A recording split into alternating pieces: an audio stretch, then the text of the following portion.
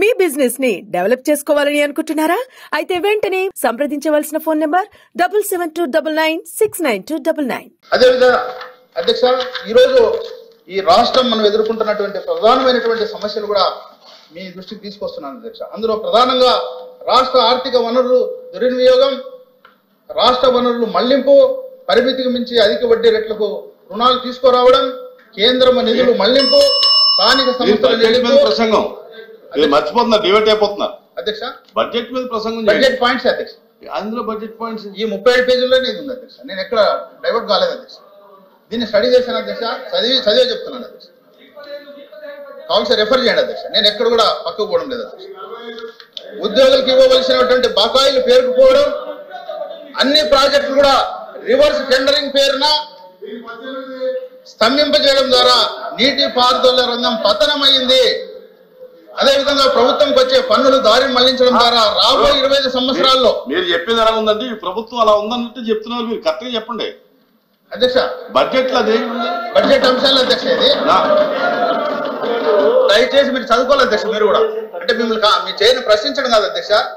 నేను లాయర్ అధ్యక్ష, చదివాను నేను. తెలుగు ఇంగ్లీష్ బడ్జెట్ కి సంబంధం లేదు కాదు, మీరు చదువుకోవాలని చెప్పారు. చదువు లేకుండా మీరు ఆ చైర్ లో మిమ్మల్ని కామెంట్ చేయడం కరెక్ట్ కాదు అధ్యక్ష.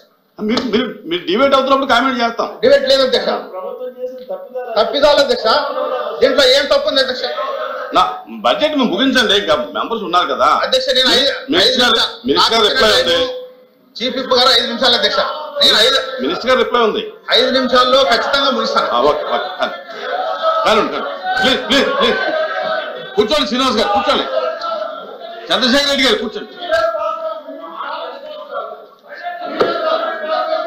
కూర్చోండి కూర్చోండి కూర్చోండి కూర్చోండి కూర్చోండి కూర్చోండి కూర్చోండి అరే కూర్చోండి.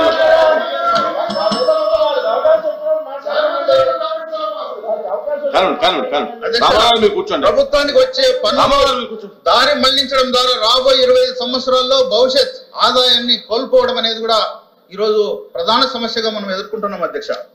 అదేవిధంగా ఇలాంటి పరిస్థితుల్లో కూటమి తరఫున ముఖ్యమంత్రిగా బాధ్యతలు స్వీకరించినటువంటి నారా చంద్రబాబు నాయుడు గారు కీలకమైనటువంటి 5 సంతకాలు చేశారు అధ్యక్ష. అందులో మొదటిది మీ అందరికీ తెలుసు, గత ప్రభుత్వం యువతను మర్చిపోతే మొదటి సంతకంగా మెగా డిఎస్సి కింద 16,347 పోస్టులు డిఎస్సి పోస్టులు సృష్టిస్తూ మొదటి సంతకంగా పెట్టడం జరిగింది అధ్యక్ష. రెండో సంతకం ల్యాండ్ టైటిలింగ్ యాక్ట్ అధ్యక్ష. ఈ ల్యాండ్ టైటిలింగ్ యాక్ట్ వల్ల ప్రజలందరూ గజగజ వణిపోయారు అధ్యక్ష.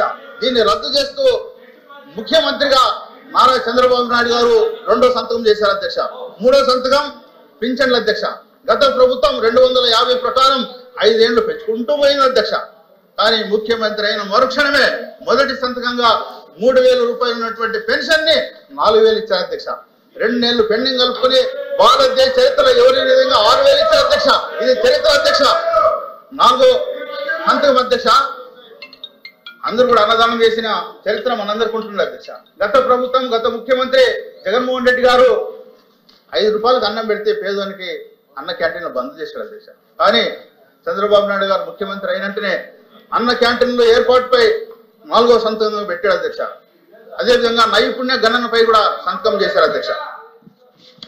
ఈ రకంగా మొత్తం రైతన్నకు ప్రాధాన్యత ఇస్తూ వ్యవసాయము అనుబంధ రంగాలకు 43,402 కోట్లు కేటాయించి ఇది రైతు పక్షపాతి ప్రభుత్వం అని కూడా గుర్తు చేస్తున్నాను అధ్యక్ష. అదేవిధంగా అభివృద్ధి సంక్షేమ రంగాలకు సంబంధించి ఈ బడ్జెట్ లో బ్యాలెన్స్ మెయింటైన్ చేశారు అధ్యక్ష.